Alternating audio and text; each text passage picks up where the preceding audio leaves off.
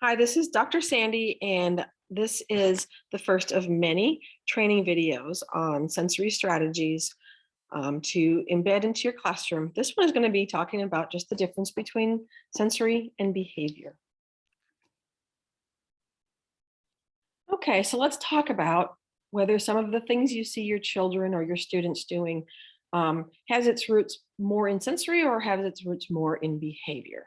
Okay, in other words, is the child having a behavioral tantrum, or could it be that they're having a sensory meltdown? All right, so just a few things to keep in mind, okay? In general, tantrums are behavioral. The child is choosing how to behave, okay? Whereas meltdowns are more rooted in neurological. In other words, they're having a reaction to feeling overwhelmed by a certain situation or perhaps the environment or sensory input. Okay. While a tantrum might be for attention, a meltdown usually does not care who is watching. While a tantrum might stop once you give in, a meltdown usually won't end if you give in. A tantrum usually won't hurt a child, but sometimes a meltdown can turn dangerous because the child is truly out of control and they can hurt themselves. Tantrums are usually a choice, but meltdowns are not. And just a few things to keep in mind. The things that we'll be talking about are general indicators of whether a sensory approach versus a behavioral approach is more likely to be effective with that child in that situation. However, it's important to remember that there are a lot of variables influencing behaviors, and this is not meant to be a substitute for a more in-depth assessment by a behaviorist or a sensory trained OT. So let's start with a few examples. Let's say a child is more compliant. Let's talk about toothbrushing. A child is more compliant with the toothbrushing task when dad does it than when mom does with him. Or a different child might have a meltdown every night at toothbrushing time during their nighttime routine. So I'm going to ask you, which one do you think is behaviorally based? Which one do you think will benefit more from a sensory approach? If you said that the compliancy with dad different versus mom is behavior, you would be correct. Okay, because that child is clearly showing that the parenting strategy or teaching style or whatever with dad is something he does better with than with mom. And that's more behavioral, and that can be modified better through a behavioral approach versus the child who has a meltdown every night with toothbrushing during their nighttime routine. That could be more, that could be treated better with a sensory approach. Okay, the child may have sensory aversions to the feel of the toothbrushing, might have that as a transition problem, but both of those would do better with treating it through a sensory lens. Here's another example. This child would go all day without drinking any liquid if we didn't let her drink from her bottle, versus a different child who will refuse to try new foods but eats several snacks every day. Which one do you think will do better with a sensory approach versus a behavioral approach? That's right, the top one would be better treated with a sensory approach. This child is showing some rigidity to a specific bottle. Maybe that bottle feels better on their mouth, and other bottles or other types of cups, they don't like how it feels or how the liquid comes into their mouth. Okay, so use a sensory approach for that. But you would want to use a behavioral approach for children who have a selective eating based on whether they don't want to try new food or different textures. Could be, or different types of foods, I'm sorry. Here's another example. My child will escalate if we ignore the tantrum, versus a different child just can't seem to self-soothe themselves. Which one do you think will be better handled with a behavioral approach versus a sensory approach? All right, that's right. Sometimes if you ignore tantrum and the child is actually doing the tantrum to get your attention, they're going to escalate sometimes if you ignore it until they get to a point where they realize, okay, that's not working. All right. And that can definitely be worked with using some behavioral strategies, versus a child who cannot self-soothe. They can't really help how they're acting. They can't self-soothe, and we can work with them on some sensory strategies and work with the teacher on some sensory strategies. All right, this child bites her wrist when she's frustrated. A different child bites his brother when he takes his toy. Okay, which one do you think is sensory? Which one do you think is behavioral? That's right, the child who bites her wrist when frustrated could actually injure themselves, and this can be helped with a sensory-based approach, okay? Versus the child who bites their brother when they take their toy, that is definitely behavioral based. We can work with that. It can be worked with some behavioral strategies. Here's another example. This is more of a tactile clothing issue, perhaps. My student refuses to wear anything that's not pink versus another student who wears shorts and short sleeve shirts all year round in spite of cold weather. Which one is behavioral? Which one do you think is sensory? That's right. The child who is very rigidly attached to the color pink, we can work with that on a behavioral based approach versus a student who, in spite of the temperature outside and sometimes inside, refuses to wear long sleeved anything. So that's more of a sensory approach that will work with that child. One child covers his ears when there's too many noises around him. Another child covers her ears when her sister's talking. Which one do you think is better treated using a behavioral versus a sensory approach? So that's right, the one on top who covers their ears when there's too many noises around them will benefit from a sensory-based approach. It could be that the child is highly sensitive to a variety of sounds or specific pitches of sounds. Okay, and we're going to actually be doing a training video on each of the senses to help you with some specific strategies for auditory and other different senses. So stay tuned for that. But right now we're moving on with this. The child who covers their ears when their sister's talking seems to have more of a behavioral basis to it and can be better treated using a behavioral approach. Here's another example. A child's meltdowns happen in a variety of situations and settings.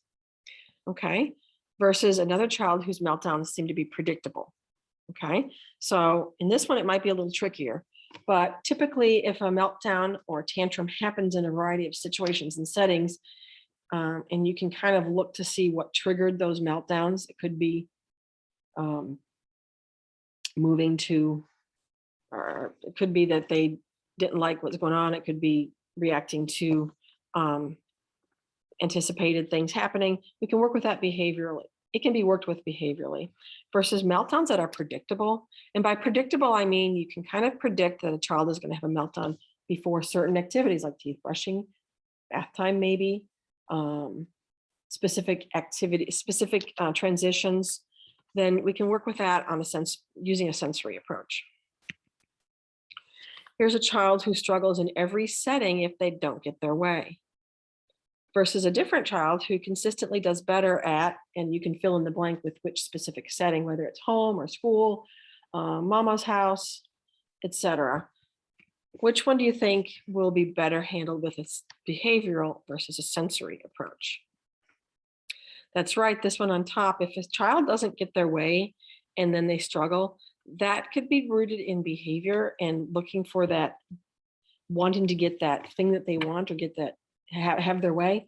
And that can be definitely addressed using a behavioral approach versus a child who consistently does better at a specific setting. It could be that the sights and sounds in that setting are more pleasing and more focusing for that child. So we can look at that through a sensory lens. There's another child. Let's talk about toileting now. This child asks for a diaper change soon after they have peed or pooed, versus a different child who doesn't even seem to be aware that they have a wet diaper.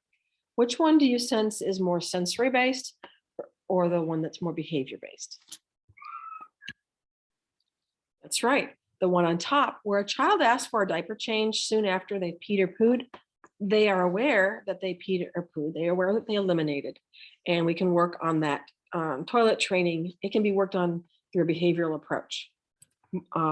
Versus a child who doesn't even seem to be aware that they've had a wet diaper. That certainly seems to have some sensory basis and can be worked on through a sensory approach. Another child struggles with following directions versus a different child struggles with changes in routine.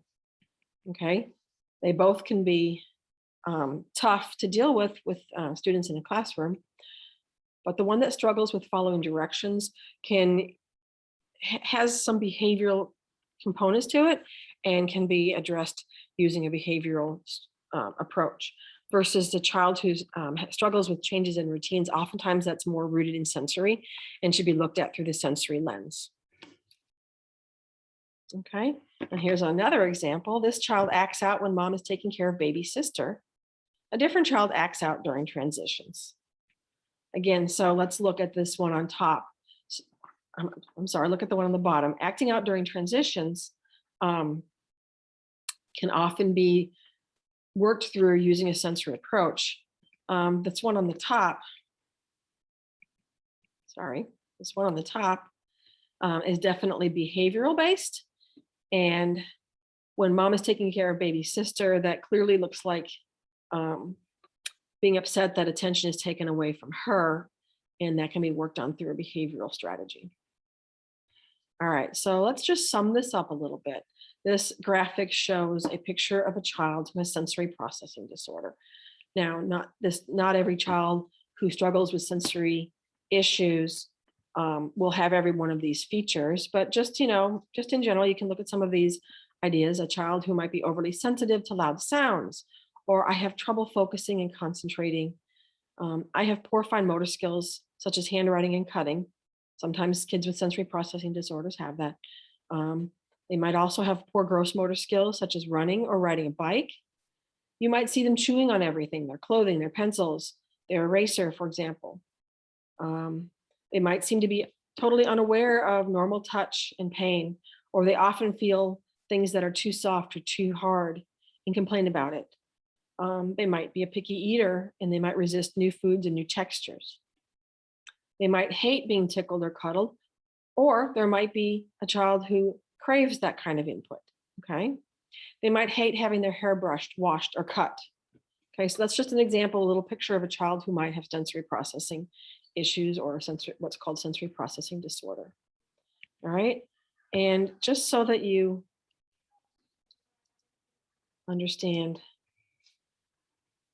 and have some grace and laxity with these children, you might see a child completely flip out over something that you recognize is, or you think is seemingly trivial.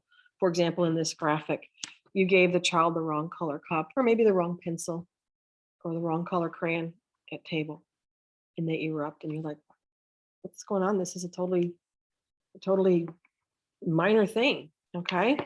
Let's say a parent, the child comes home from school and you give them the wrong color cup for after school snack and they erupt.